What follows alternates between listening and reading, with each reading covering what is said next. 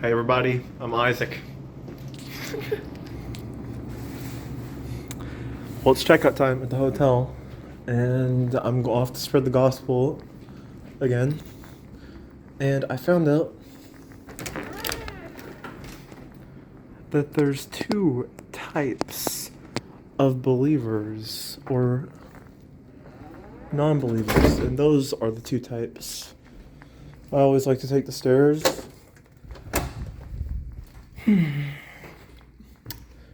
There's the believers and the non-believers. And when you approach a non-believer, they'll always look at you like, if I was a believer, this is how I'd look at you. And if I was a non-believer, this is how I'd look at you.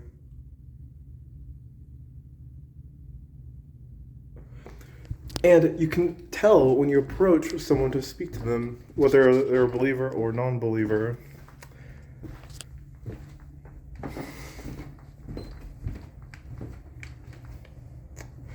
And you'll start to notice that you can actually see this in every single person. You approach someone who you thought was a non-believer, and you say, hey, do you believe in Jesus? They'll say, no, I don't. But there's the rare scenario where you catch a sinner who just began repenting, or they happen to have a strange walk with God, like they're emo, or they like strange things in the world.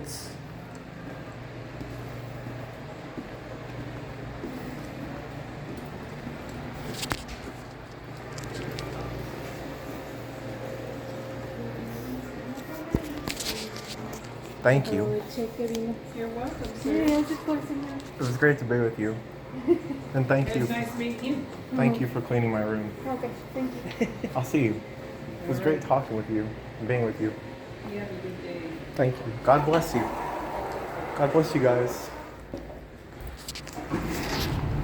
And one thing you'll notice about non-believers is that when you approach them to speak to them, they'll go into a line of speaking, which is like, I instantly don't want to be around you, and I'm gonna try to walk away from you, or I'm gonna dismiss everything you say in conversation, or if you bring up God at all, I'm gonna say, you know what, buddy, I don't want to talk at all, or they'll be subtle about it, and they'll say, no, I just don't, and they basically leave you obligated to walk away from the situation, or if you're smart enough, then you could find a different way into the conversation. Like,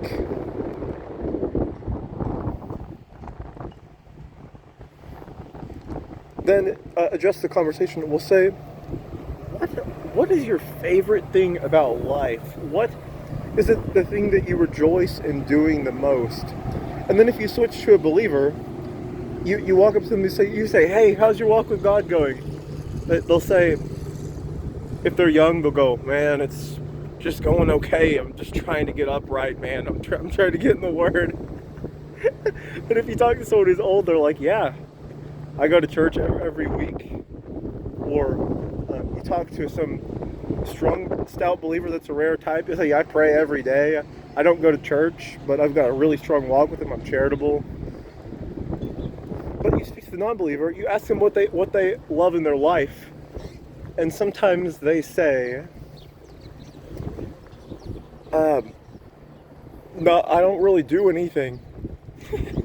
And this is one of the reasons why they don't believe, is because they haven't expressed even the simplest possibility of life, which is that if you don't do something, you're never going to be rewarded for opportunities and possibilities that might show up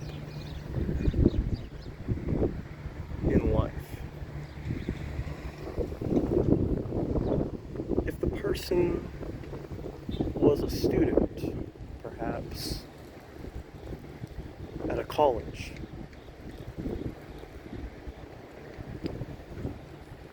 and you were a student as well, And you approach them even under a context of a subtle authority, that you have the position of being a student, so you can meet on the same ground, the same level.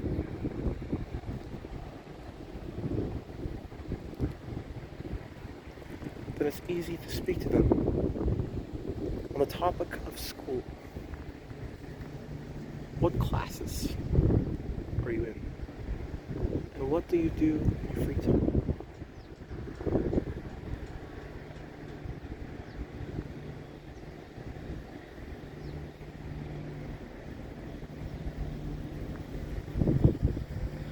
They ended up being free, yet obligated to respond. If then you follow up with a college student, do you have a relationship with Jesus? You've already built a rapport, your background, which could be useful to getting to their heart and to their mind.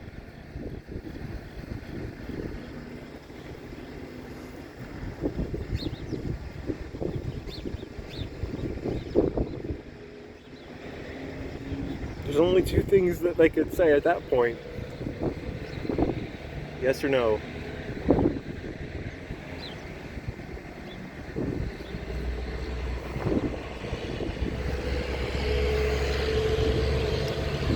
If the answer is no, then they'll have to talk about it at a later point in their life. Because there will certainly be no time on hand to explain the situation. As you can see, I'm not knowledgeable or wise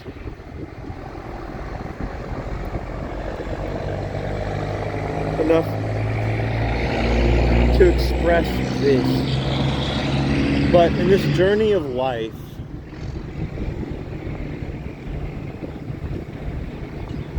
as long as I take it slow and meticulous, and I'm careful, and just wait to be sucked into the river, I will become the wise and knowledgeable that is required in this blissful situation to study to you, to teach with you.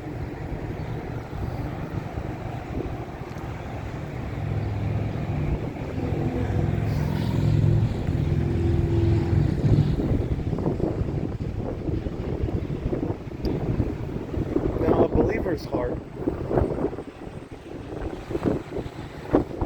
is one that's had the word received into them. They could have been born in a church and baptized as a baby, grown in the church, gone to high school.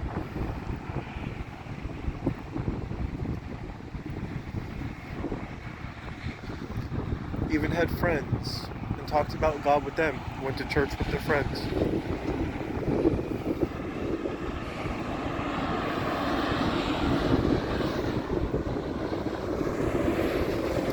And you don't even need to crack the seam or explode the hearts for them. You ask them, what's your favorite thing about Jesus? They'll think for a moment. They'll say, I love his love in others.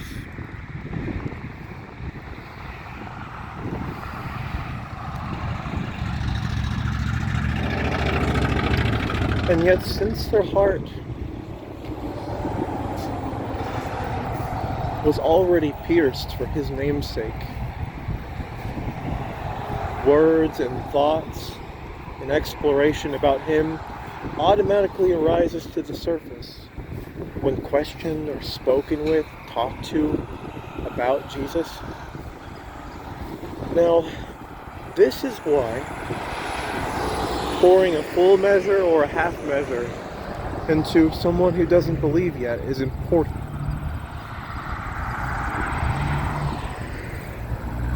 You say to the student at college, do you believe they say, "No, I don't," timidly. But if earlier in life someone had placed on their heart his name, or taught him or her the study of God, or if they happen to be raised in the church, then they already have that precious mustard seed in themselves. And at this point, after they've said no timidly, you have a choice: to water or to grow.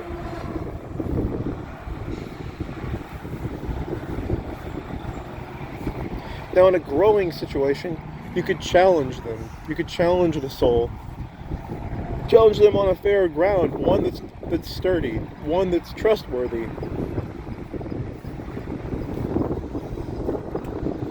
You could teach them many or any things. Simple and short terms. And place more information and wisdom inside them. You could challenge them with questions. Deep philosophical questions, or simple questions that have a deep root to them, that are secure.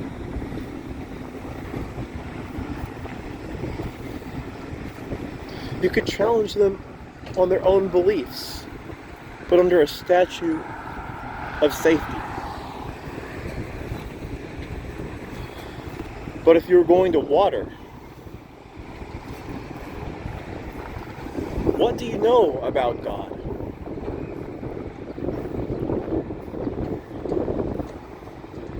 And whatever their response is, you can tackle what they've just given to you and use it as a very valuable, precious wellspring. Because one sentence speaks of 1,000 words.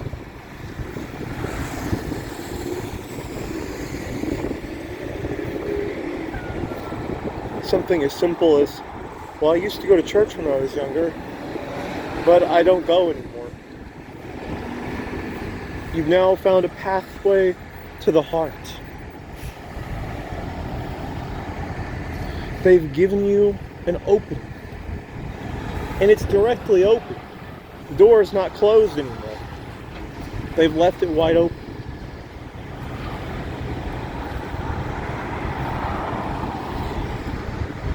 You respond to them with quietness of heart and whatever phrase that would be delightful for them to hear.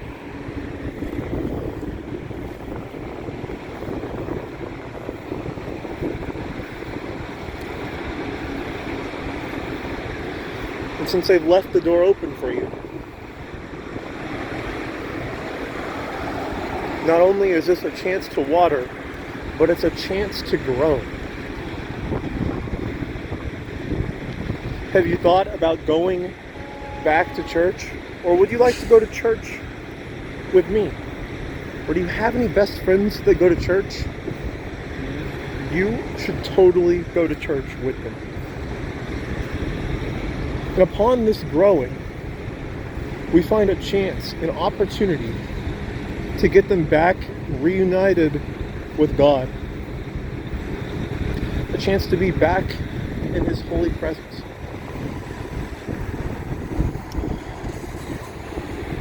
Now, we all already know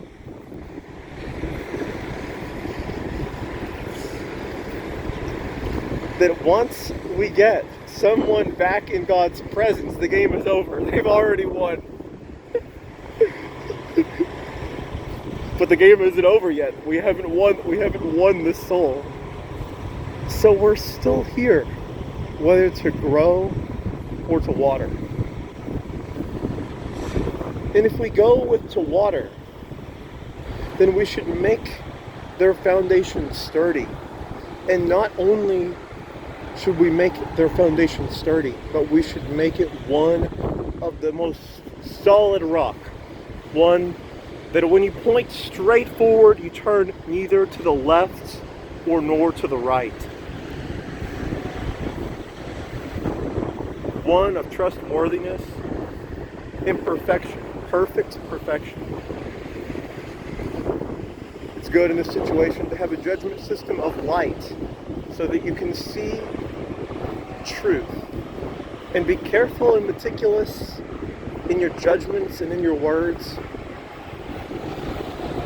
to tell others your insights, wisdoms and opening of the heart with choice. But the game's not that serious.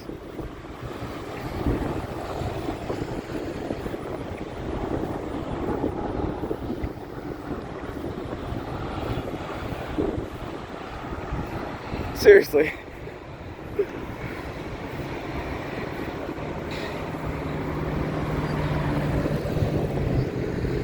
Once one soul has awakened spiritually, been given the gift of God or a gift of enlightenment, as long as they're choosing to speak on an insight foundation, or one of wisdom and knowledge, all that pours out of their mouth will simply be that. With courage and ease. It'll be bold, but easy. Lightweight and not hard to bear or to carry.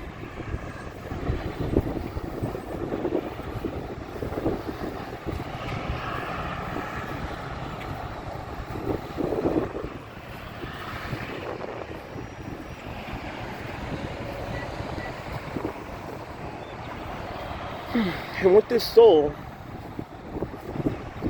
if we choose to grow, then we could give them a gift of light. We could place a sword of righteousness right before them. Could even be bringing them a physical object to run recourse on their soul, like the straight word, a Bible, precious and rereadable, reusable, and eternally just, and a mighty foundation. Or you could bring them light. You see that they're depressed, you see that they're anxious, you see that they're angry. You're depressed. Well, here, I will uplift you. I'll let you know that all things are going to be all right. And life's not that serious. At any time, you can let go and put on easy mode.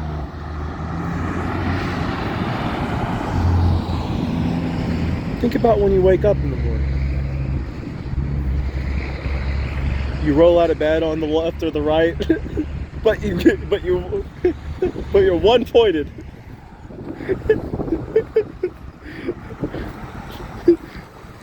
But how soft was that pillow that you woke up on? You don't say to them, there's no reason to be depressed, you woke up on the pillow, but you tell them how precious and soft that pillow is. You see that they're anxious.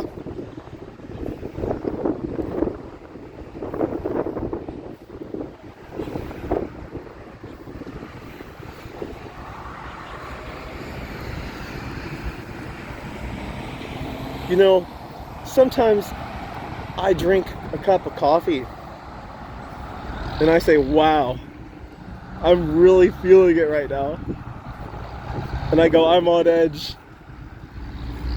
But I let go of that judgment and just relax into the way that the coffee makes me feel. And that's how I would with anxiety. To relax into that deeper layer of oneself, as if you could fall asleep to it and into that form. Become one with the anxiety, the way that it feels. And you'll find that after a deep state of meditation, that you can actually use that chemical formula in your body to an advantage, if it's cortisol, as a heightened awareness advantage. And the strategy follows the same route and course for all bodily chemicals. Now they're angry. Man, what's wrong? I'm here for you. Express what it is that's on your mind. I'm here to receive you. and you let go of all things, and you give them your one pointed attention while listening on heightened awareness. You listen on alert. You step back and you give them the table, the seat. And that's such a special thing to give to someone.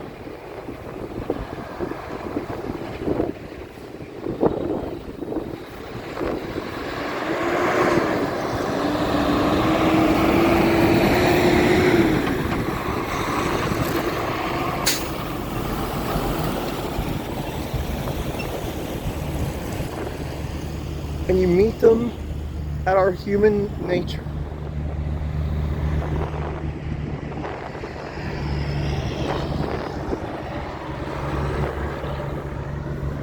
They say, my girlfriend, she did it. The thing that we never want to happen to bros. And I say, bro, I know. It's gonna be okay. Time will come to pass. She will fall into the past, and you have a brave future ahead of you.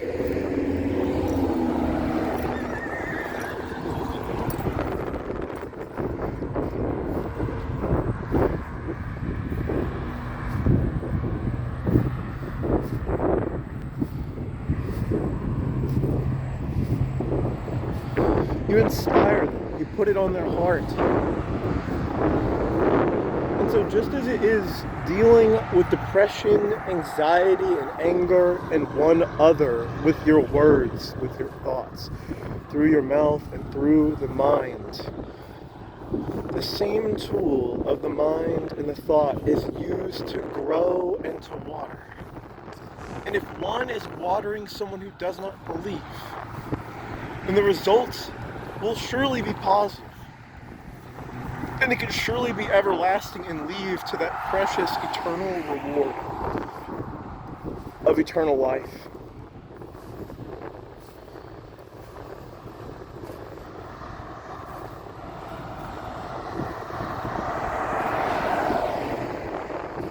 Now, don't neglect with your heart to say thank you to these people that you get to speak to. For what gratitude is it that you get to receive that precious gift of charity? Getting to respond and to treat their depression, anxiety, and anger with empathy, compassion, meticulousness, paying attention, being with them.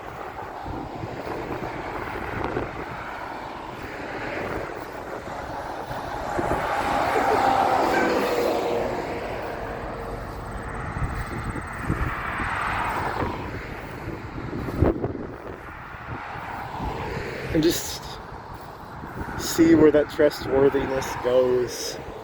You know, due to impermanence, we can let all that just happened pass away.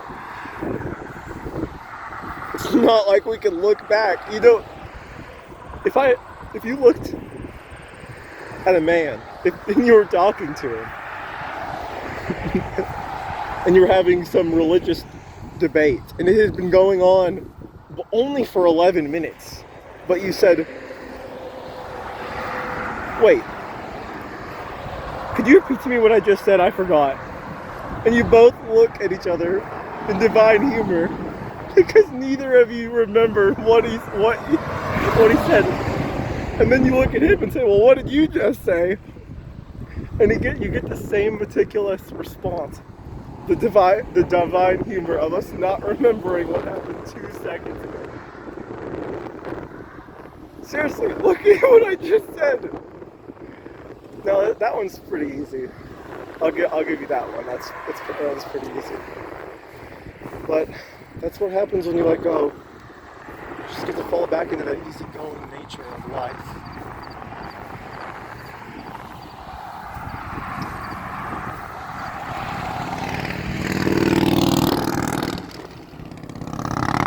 So what is it that we're looking forward to in this life? There are those who have not set toward any goal yet. They're moving forward in life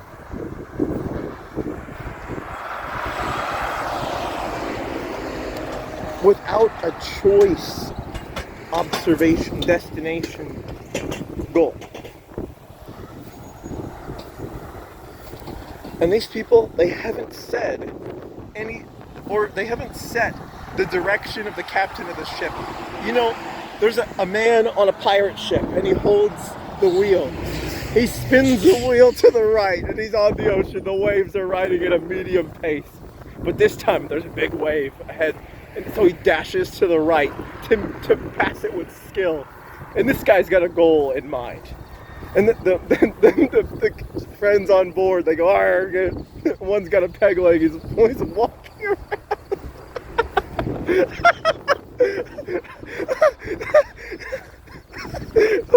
One's rolling a barrel down the boat while he's starting the ship.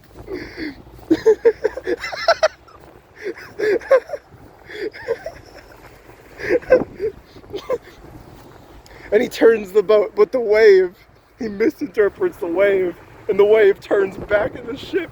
Now the boat's going sideways into a wave. It's even worse than it would have been when the barrel is rolling down the ship and the man on the peg leg is walking around.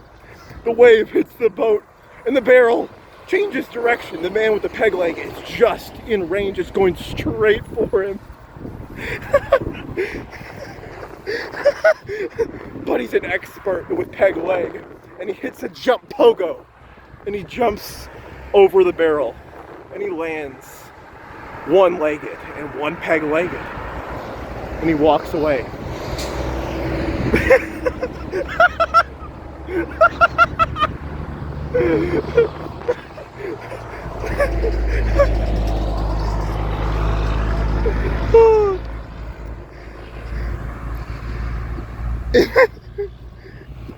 And if the mind has more than 3 brain cells and is a ship to be steered, what is going on inside our head? At any moment you can look into the deepest depths and say, what do I remember? And you always show up to a thought that has so much force behind it that it can't even be used. It seems to spill overboard.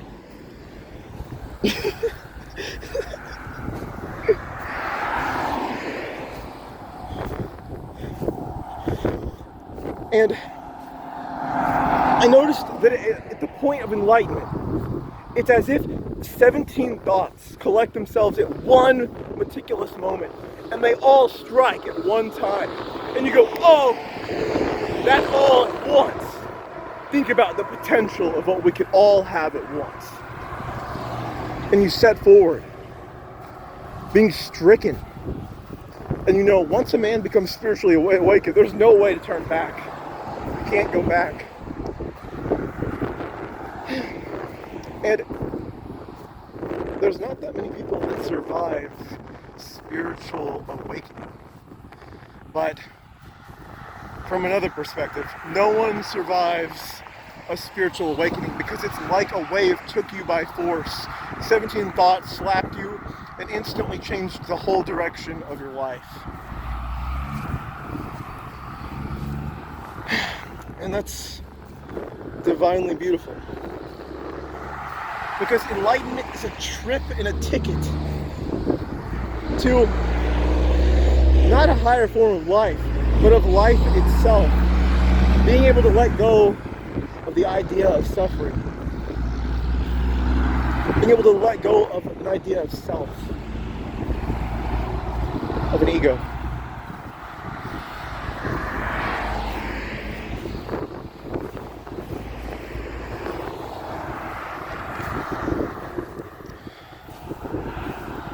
And so the person who doesn't have a goal in life yet, or a set path, they haven't picked a direction to go,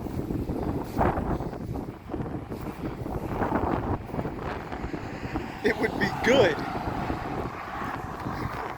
if they were a desperate human looking for something, and all of a sudden they get slapped right across the head by 17 thoughts, and it completely it changes the whole course of their life. Now they have got motivation and determination to go uphill, to go upstream. But this person doesn't know what they're getting into.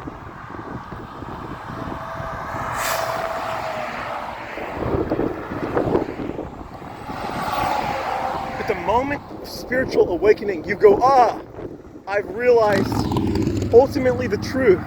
There's no turning back from this point, and I see an ultimate future ahead, and these are the good ideas that I have on hand. And if I sat here and tried to explain them, I wouldn't be able to explain one of them. But now I've got a deep set of knowledge. And the person who just awoke could say to everyone around them, look and see, this is what I just learned, this is what I just found out. And no one will understand what he's saying. No one will hear him. No joke.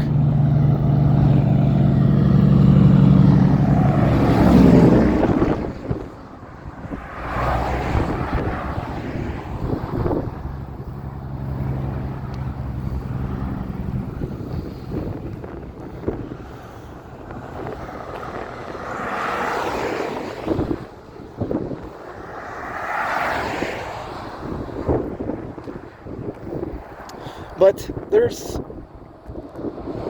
paths to motivation. Like, the Hindu might say in his heart, all right, well, I believe in eternal reincarnation as bug, plants, animals, and fish, and humans. And I believe in heaven and hell realms. But I don't believe in enlightenment to nirvana. But I do believe you could get spiritually awakened. Maybe I should be a monk. And then you say to the Buddhist, or the Buddhist says, I'm gonna strive. I'm gonna actively seek enlightenment, which isn't. But I also believe in those reincarnations and in heaven and hell realms. I'm gonna seek nirvana and become a monk. And then you speak to the Christian. He reads the Bible one time and says, oh my, seriously, it's him, it's my God. I'm going to be a monk and go to heaven. And these are all spiritual paths. You could even talk to the mystic.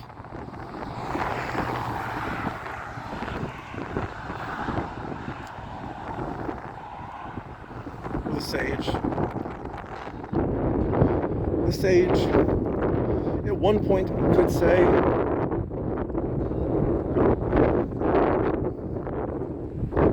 I'll pick up a path of healing. I will heal others, and I will heal myself, and I will use this life or this incarnation to my best to figure out all the botanical and herbal ways and mental and physical ways of healing others.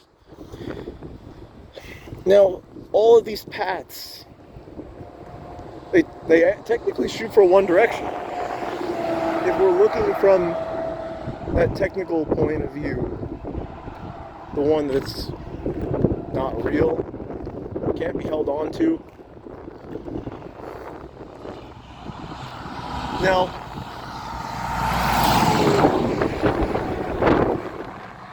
I love the opportunity that Christ brought. I love the opportunity that enlightenment brings. I love what a sage, a healer, brings to the table. And I love what a powerful monk in the Hindu belief does for others and for the world. They all seek a life of purity. They choose wisely. They all are studying books of different accords. Here's a list of flowers and botanical resources. Here's the Word of God, and this is Philippians, and this is Colossians. Here I will read the Four Noble Truths, and here I will study about reincarnations, and I will read the Bhagavad Gita.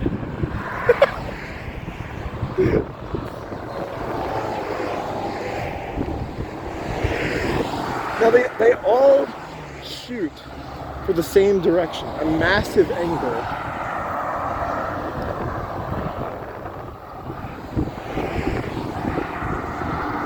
But just as it is with the mind, at all points it's seeking something higher. At this present moment, no, wait, can't let go. I need something higher. I need something a little bit better than this moment. No, I'm not perfectly in this moment. I need a little bit more information. I need to do a little bit more study. I need to figure this out just a little bit more. And as we sit at that door, just before the thought of expanding, whether we're going to talk about Hindu, sage, Christian, or Buddhism, we stand here present at the door of awareness.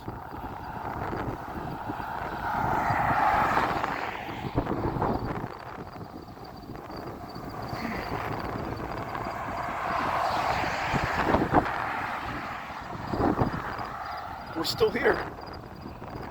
What would you do if I gave you an opportunity, or if we saw that opportunity that is available to what we are, the main source of life? We all breathe the same air and we're of the same accord.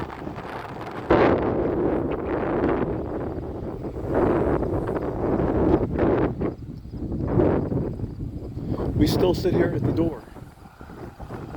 What would you do if you were sitting at the door with an opportunity and the mind constantly saying, wait, no, must let go. Maybe there's a way to push forward. There's something I could do just a little bit better. Maybe there's a better approach. I can learn this just a little bit more. What would you do at the door?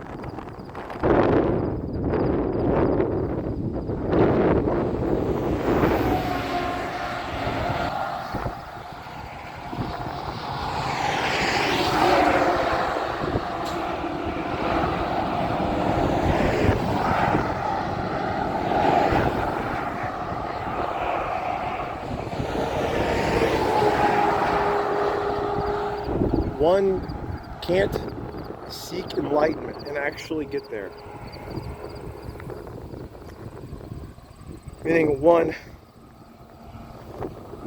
can't say, today I will seek enlightenment, and tomorrow I will push forward to be a monk and I will get enlightened in this lifetime.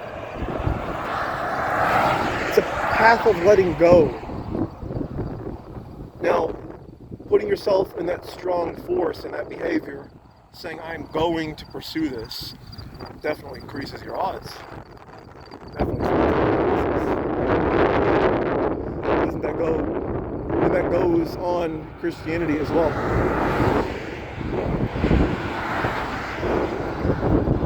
If I want to speed up the merit or the reward that I'm going to get in the kingdom of heaven, today I will set out and spread the word.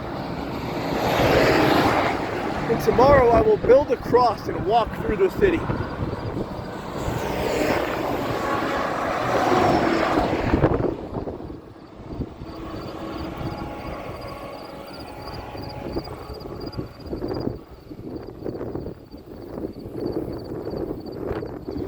But we're still standing at the door. What would you do if you were standing at the door? Would you observe that it's wide open? Would you walk through it? Would you open the door?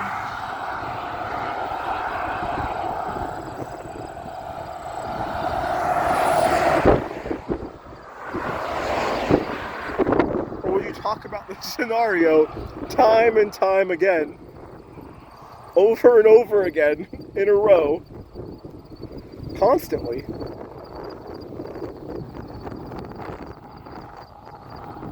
Until what happens? Now, we're at a rare point because we've cooled down the strange desire system in the ego because we sat at a door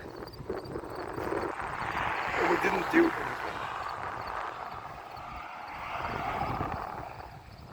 It's good to just realize that letting go is very valuable.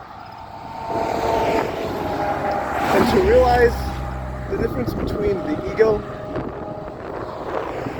and thinking that one actually exists, the constant replaying of the memory yes, and this is who I am, and this is who I must be, and I've always been this way.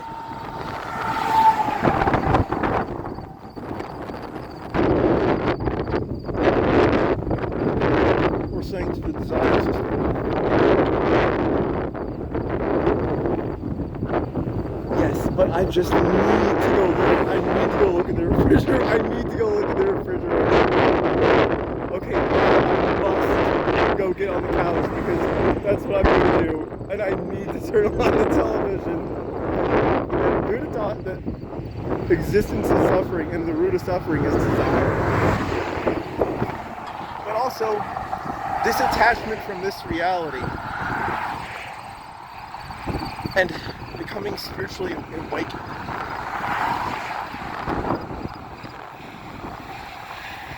Changes the desire system entirely.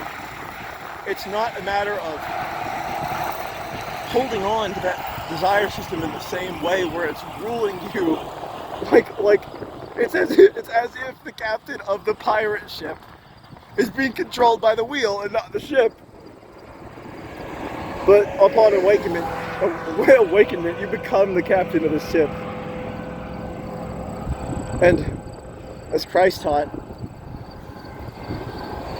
why do you try to pull the thorn out of your brother's eye when you got a log in your own? The captain could try to pull the thorn out of the peg legs man's eye, but he's still got to remove the log from his eye.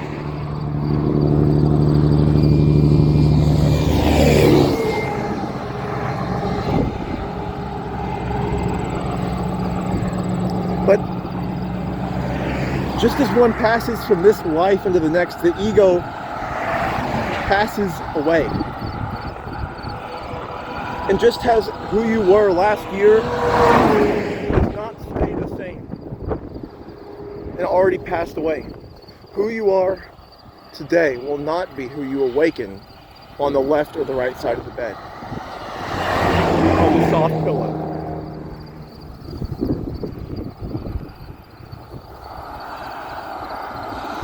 And just as one thought passes into the next, you still aren't who you just were. We're here in the present moment. We're here. I'm not who I am right now because that's still passing. You know, what was said to me yesterday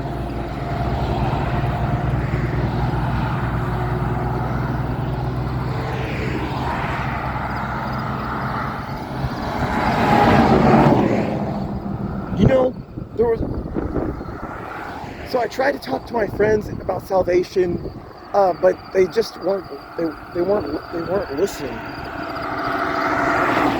It's like they're holding on to what they believe. It feels like they believe in eagles and bugs.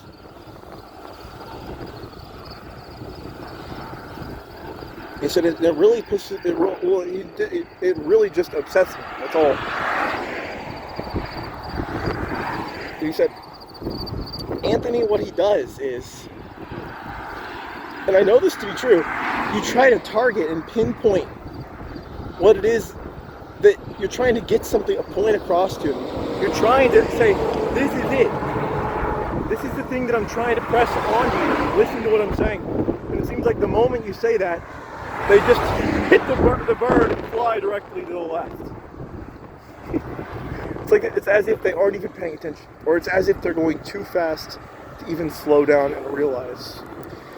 And just as this thought, this moment is passing away, it's as if I'm running as far in that direction as possible at the speed of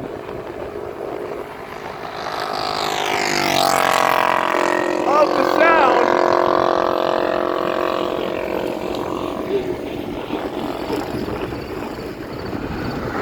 of what happens the instant you charge someone with a thought and it seems like they run the opposite direction. Now what we can also study about this is, obviously, it's going more like pew, pew, pew, pew. It's not even going in a straight line. And we perceive that we're having conversations with people of a real and trustable substance, but they're flying around at a massive absorbent speed in random directions. Think about the trustworthiness of a word. A word is a very inaccurate thing. You pick out one word in the Bible, for example, any word.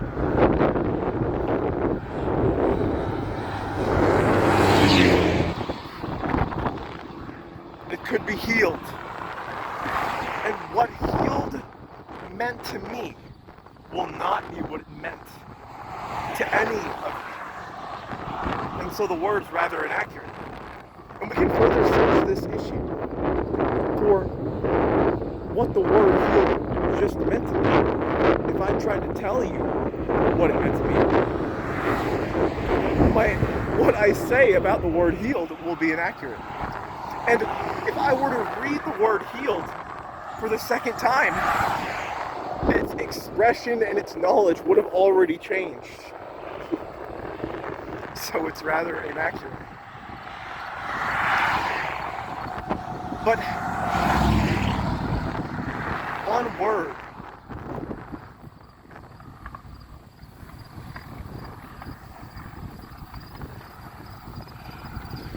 is what you get enlightened on.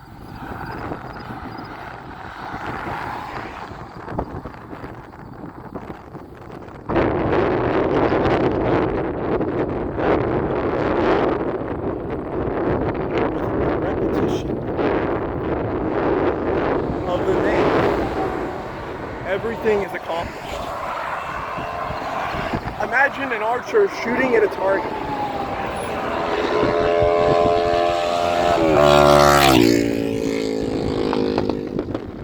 And this archer, he has a hunting bow, nothing special, and he's got a quiver, and he's throwing the arrow in the sling. He's got the thing on where you put your 3 fingers in it. So that you got the advantage. And he's launching arrows at the target. And the first one he shoots misses the whole target. Then he hits the bottom to second ring. Then he hits a one to the middle. This is how it is with words. If I sat here and said, wake up, and that one completely missed the target, and then I said, wake up, and that one hit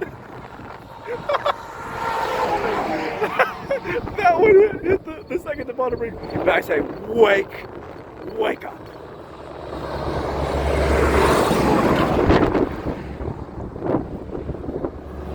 None of them hit the target. But in the purest form, a new archer, a new target, a new quiver, with expert arrows, arrowheads of broadness and sharpness, personally hand-sharpened, crafted. The arrow's beam is made of his personal structure. He crafted it at featherweight, champion feathers. He has his quiver stacked with just how many arrows he remembers, and his bow was handcrafted from the finest wood that he could find. He steamed it in his own shower and bent the wood backwards, and he put this supreme band on it. And he said, all right, let's do this. And he whips one arrow out, and throws it on the string, and pulls it back against the thing, and goes, and he launches the arrow into dead bullseye. Before the arrow even lands, he already has one on the string and on the bow. As he's pulling it back, he launches the second arrow and pulls the whole bow position back as his arm strains and his eye becomes even more accurate than the last. The arrow hits the arrow, splits it, and he launches another arrow as he pulls one out of the quiver, puts it in the arrow. It splits the arrow in the quiver as the bow pulls back, and the string is being pulled back, and the arm is being pulled back, and the quiver is getting to its blinked as he pulls after he just launched one, but I forgot to say it, but as he pulls, and they all split the arrow straight down the middle arrow. And at that point, I think he shot 5 arrows.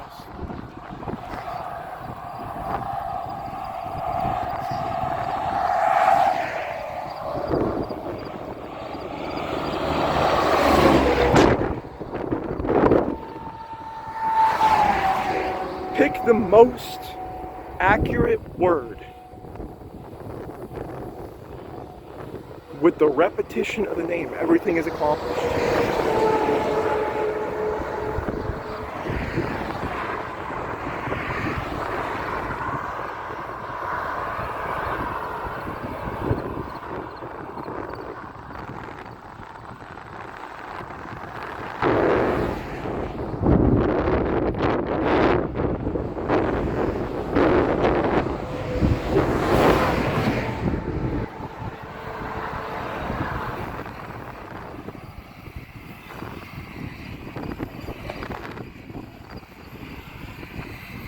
What word would you pick?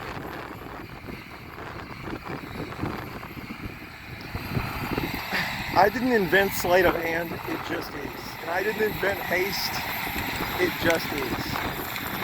I didn't invent sharpness, it just is.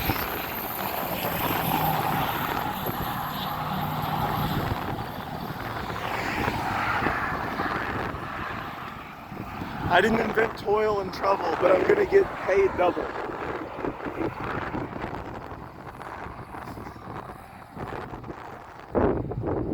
And that's how it is with the man who made his own stuff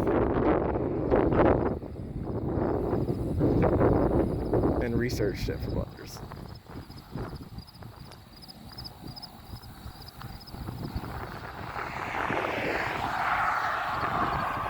Anyway, that brings us to the end of that. If you're going upstream in Buddhism, pursue. If you're going upstream to heaven with Jesus,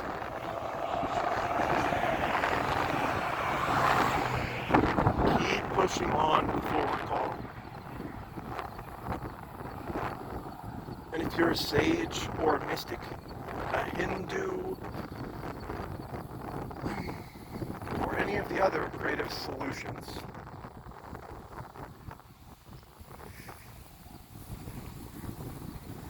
don't miss the prize. The prize is mine. And that's the small price you pay.